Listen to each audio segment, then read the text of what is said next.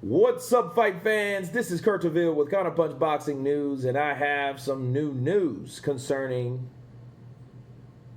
Tyson Fury and Deontay Wilder.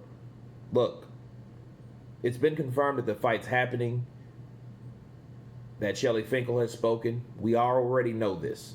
Deontay Wilder activated the rematch clause. We already know this. And I keep seeing around the boxing circles that the fight's going to be canceled, okay? And let me understand, let me give you my counterpunch on that. Those are just predictions. It's projections, okay? Because of what's happening with that fight. That fight went from July to October to November to December.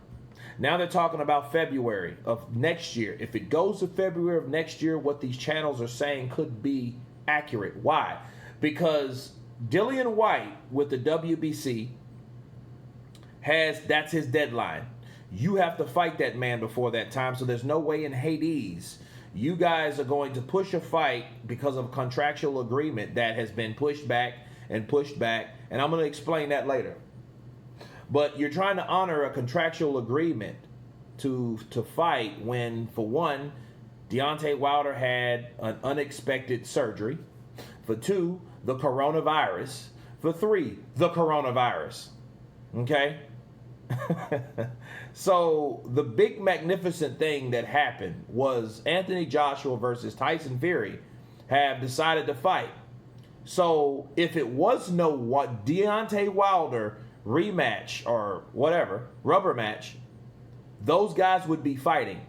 However, there's another problem.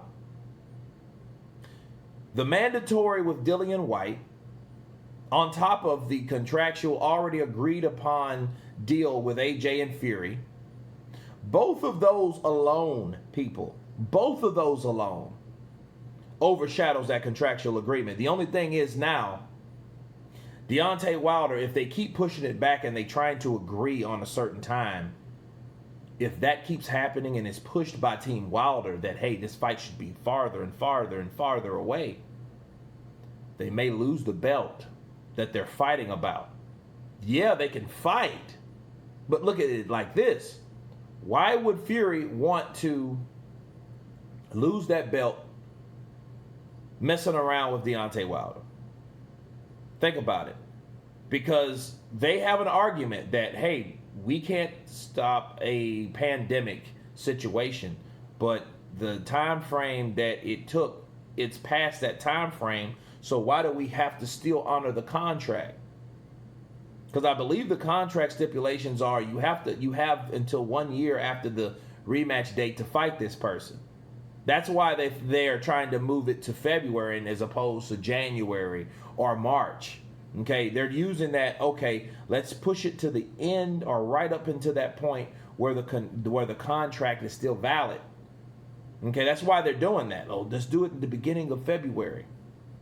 But it's not going to make any sense, and it's going to put pressure again on Mauricio Sulaiman to make a decision. Like, hey, I understand the pandemic, but I also understand that Dillian White has his shot.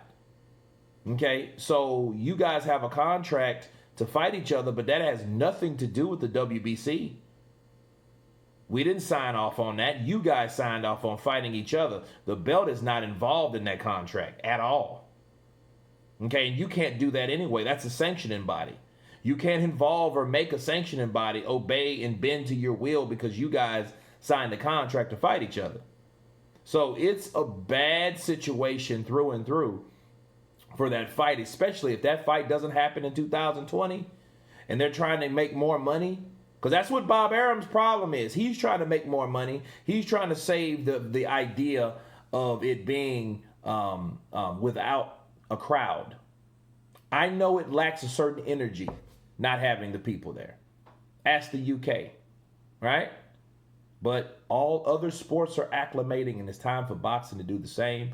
And these damn promoters that they don't do anything but do paperwork and talk shit, they need to understand that they either need to eat that cost, okay, because they're still getting paid, and they ain't getting into the ring at all.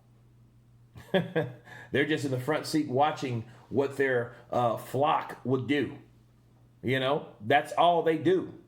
So in Bob Arum's case, because I'm not really blaming Team Wilder, because they're not to blame, but they are the ones that want this fight. They demand this fight, and they should have that fight.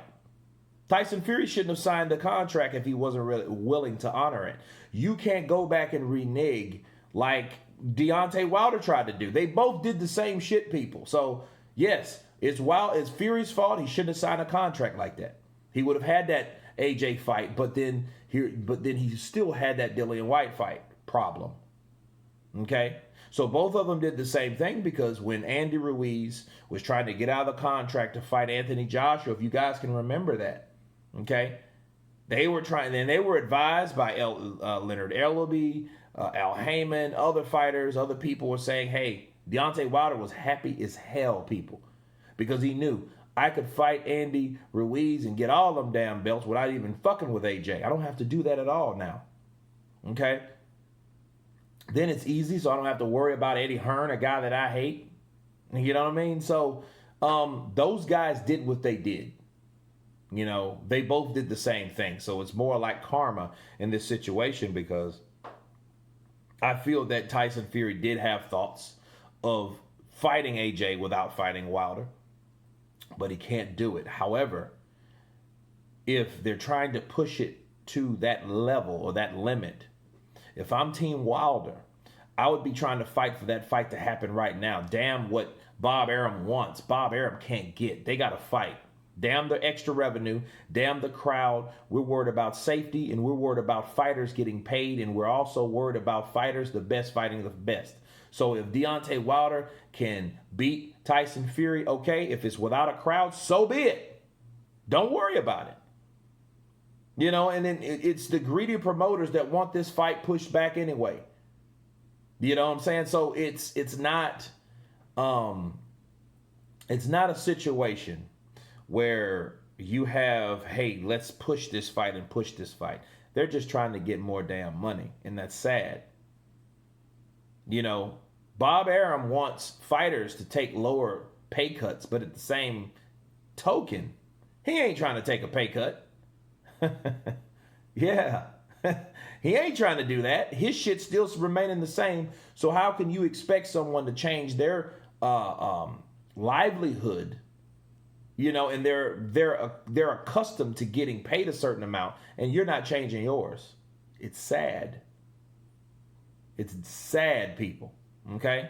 But no, if it's up to the promoters like Bob Arum, he'll try to push that fight on, and he doesn't really know and understand what he's doing, because he's going to get caught in the WBC. Then if Tyson Fury gets stripped, okay, we're going to have all types of problems after that point, because then Dillian White will have the WBC. And then maybe Team Wilder would look at it like, well, why would I want to fight Fury if he don't have my belt? Let me go after my mandatory, get with Mauricio Suleiman, and cancel the whole contractual thing. Let your ass fight Joshua. But then again, will Joshua want to fight you without the WBC belt? See, it's chess, not checkers, people. This is very, very complicated. But anyway, you guys tell me what you think about this canceled Fury versus Wilder 3 fight. Of course, please subscribe. And you guys been Counterpunched. Peace.